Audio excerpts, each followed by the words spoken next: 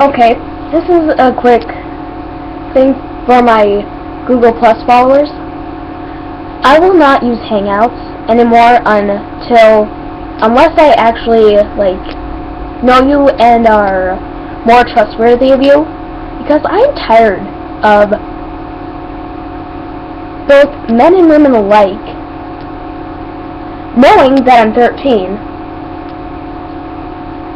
and wanting video sex, phone sex, role-playing, and all that other stuff, and texting me quite explicit and, sending through Hangouts some very explicit nature. You understand. So, yeah, thank you for that, all you freaking perverts and pedophiles out there. Thank you. You suck. Anyway, this will be another Misconceptions. This will be another improvised one. So, here we go. Just put in misconception.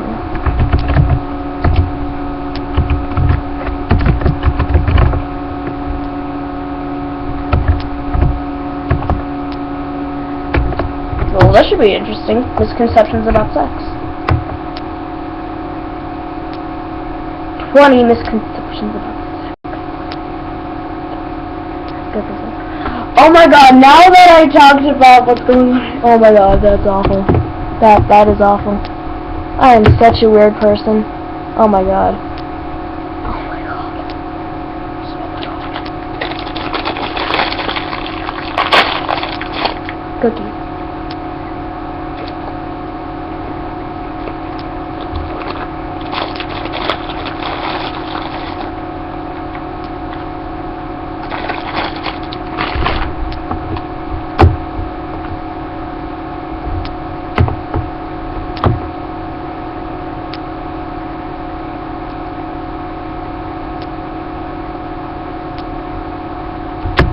Oh, what the shit, it's a video? You suck.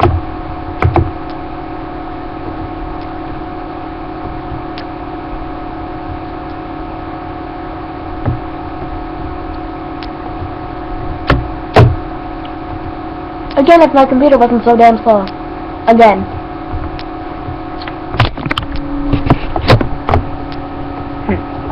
Ooh. No.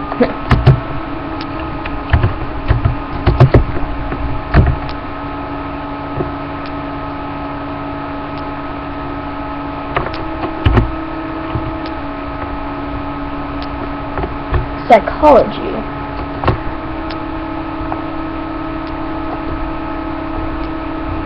This may be interesting.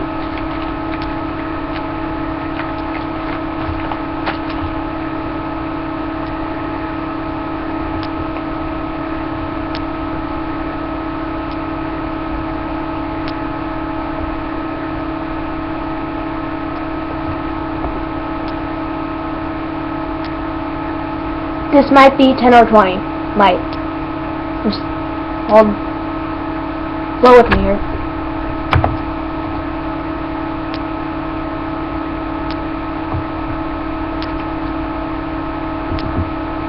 Cookie.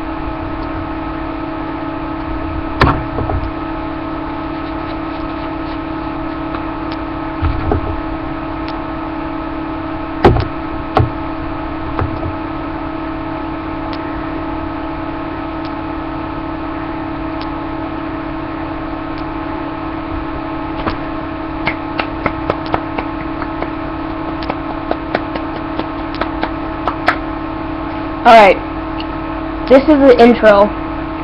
Psychology is an incredibly popular topic in popular culture, but it has actually caused quite a few problems for psychologists, because popular media is extremely good at getting things wrong.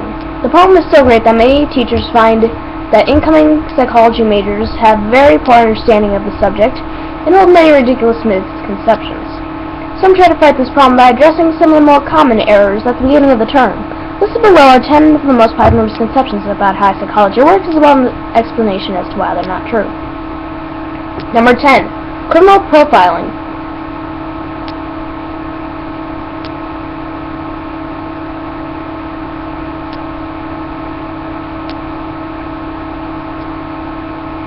Alright, here we go.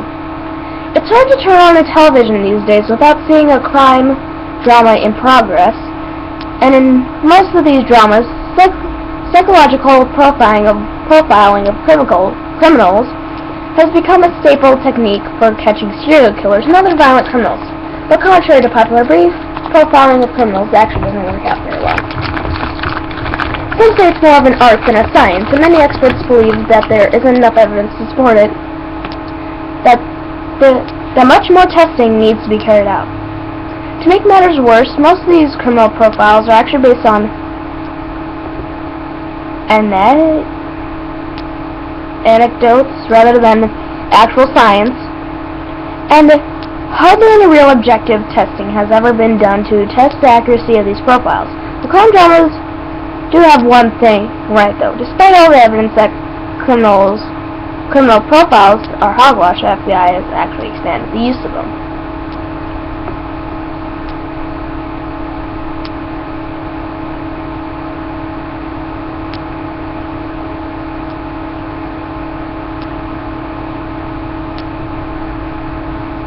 Number 9.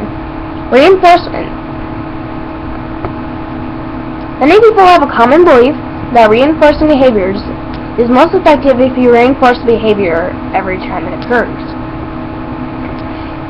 An example of this would be to give a child a cookie every time they go to bed on time. This is actually not a very effective method of teaching someone a behavior. Intermittent reinforcement is much more effective. Intermittent reinforcement has been proven to be much more effective at preventing the extinction of a particular behavior, which can occur as if it had not been reinforced for a while. This means if you only occasionally reward someone when teaching them to do something, then stop all reinforcement, they will retain the behavior longer than if you reward them every time.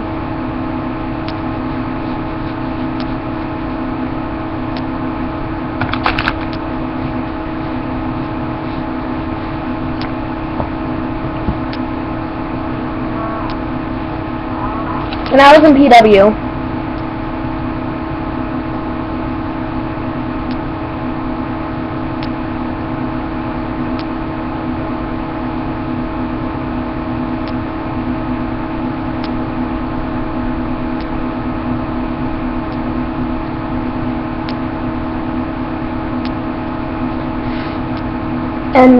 was in PW, or psych ward, or I refer to it as the unit.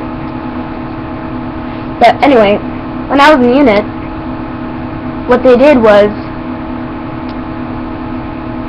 very rarely, they allowed us to do certain things. For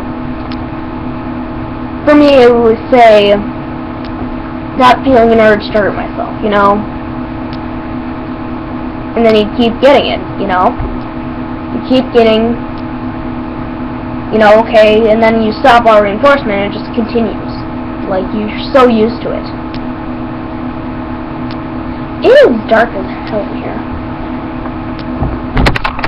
Oh, I'm actually gonna have to get up.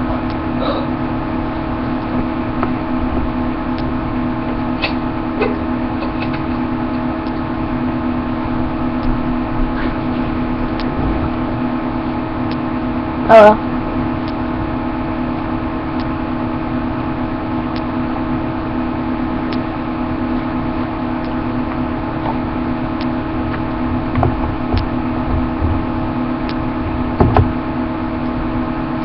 Pleading insanity.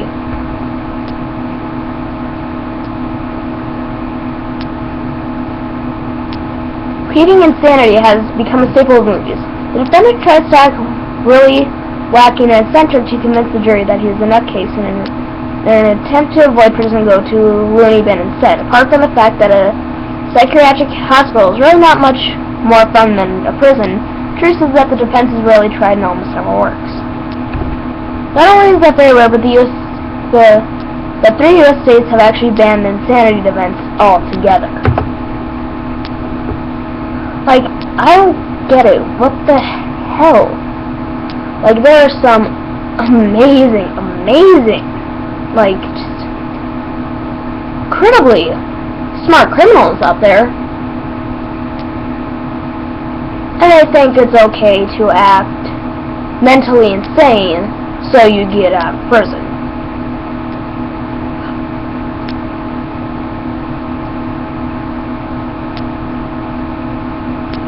And I actually take that offense because I am considered, you know, psychologically insane. So, if that's alright, because it's smarter than all you jackasses who believe this shit. I mean, what? I didn't say anything.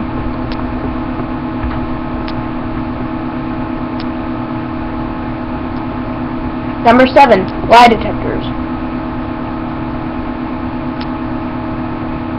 The lie detector, known technically as a polygraph, is popular in cinema for its ability to find out who is or isn't telling the truth. But in reality, the polygraph is extremely inaccurate, and its evidence is not admissible in a court of law unless agreed upon by both parties.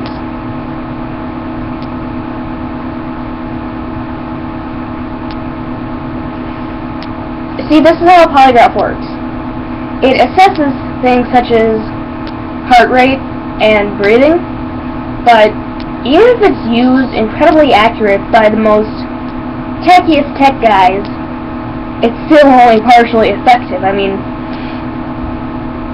I've actually taken a polygraph once,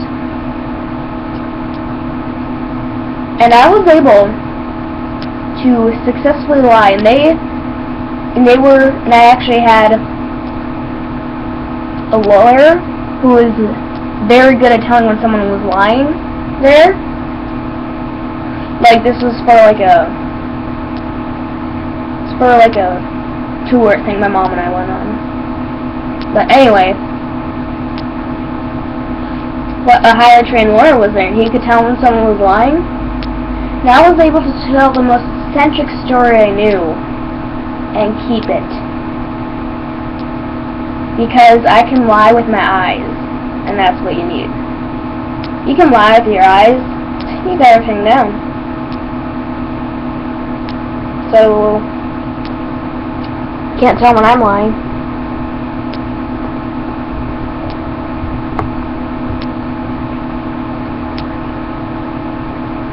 Number 6, Tourette syndrome. Tourette's is an incredibly misunderstood disorder, famously depicted on shows such as South Park, in which Eric Cartman uses it to get away with swearing and saying terrible things about Jewish people because he is a horrible fictional person. Tourette's is a neurological disorder, and doctors have been able to deduce that it is passed on genetically, but apart from that, they are unsure what causes it to manifest itself. The biggest misconception about this disease is that it mainly involves shouting out vulgarities uncontrollably, but this is not true. Tourette's can indeed involve an involuntary speech, though it's not always swearing, but more commonly features various kinds of involuntary bodily tics. Someone with Tourette's might twitch uncontrollably or shake for no reason. Number 5, midlife crisis.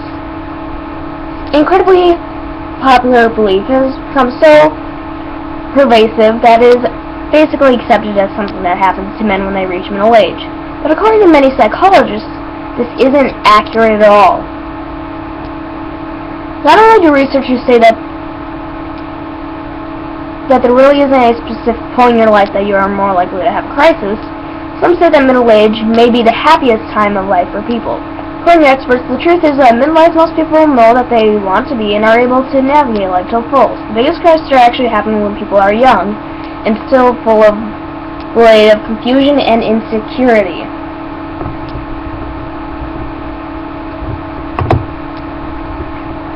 You see, what I find kind of scary is that I already know most of this. Like, almost none of this, out of my entire misconception series, almost none of this was surprising to me. Almost none. The only one that really shocked me the most was the misconception of Christianity, but that's my own personal belief. But,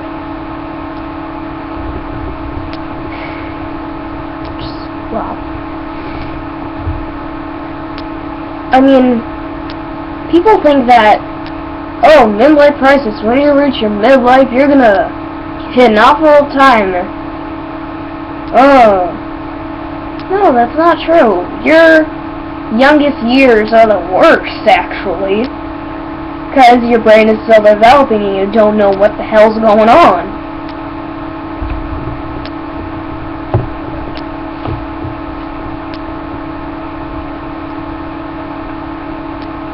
Number 4.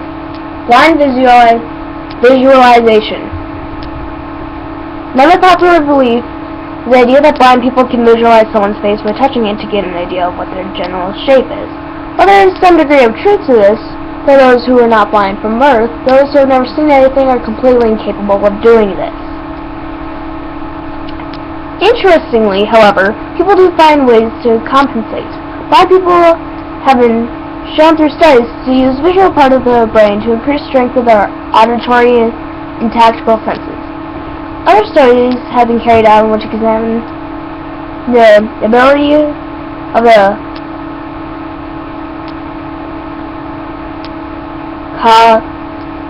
cognitively blind to dream images.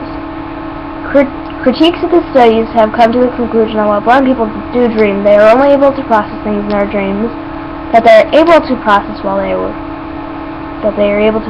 are awake.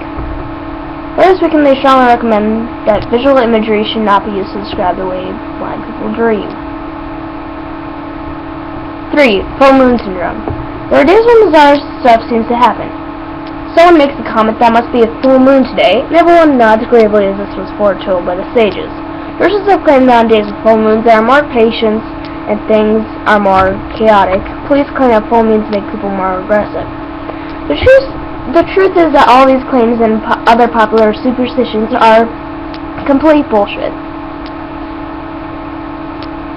Studies have been shown that there are no more psychiatric visits, hospital visits, or problems with surgical procedures or epileptic attacks on night of full moon than any other night. Apart from a pair of conflicting studies with poor controls, only one study has ever shown any possible link between full moon and anything else. A study in Colorado of over 10,000 cases found that pets were more likely to be injured during full moon. But other things could account for this. Some have suggested that might be pets owners are more likely to take their pet out on the brilliantly lit night. 2. Opposites attract. This is another myth that really doesn't die, although there are certain degrees of truth to it. There are even songs about this, and the idea persists at countless movie and TV shows. But the evidence goes in quite opposite directions. Studies have been found that people claim to want someone different, perhaps because they watch too many movies, but actually tend to be more attracted to those who are a lot like them. Researchers also found that those who were opposites rarely ended up in lasting relationships, mostly due to a lack of real chemistry. They don't really, I get along more well with people like me, and I really despise a lot of people who are not like me. So who have I dated? People who are more like me. So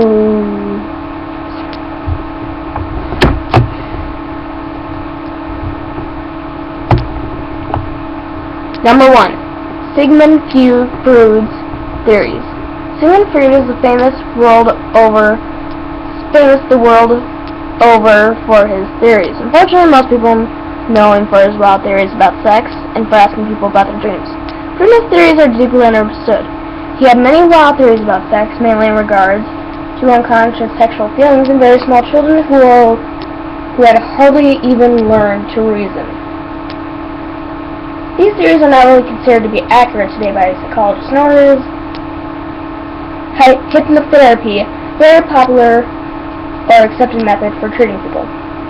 But Freud's method of talking to people in order to cure them of their mental issues, and his work for conquering the subconscious, the I and the ego, were groundbreaking, laid the foundation for much what is understood about psychology today.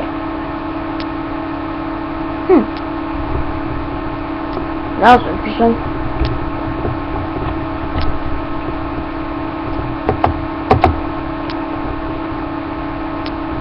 Hold on, there might be 10 more. Might.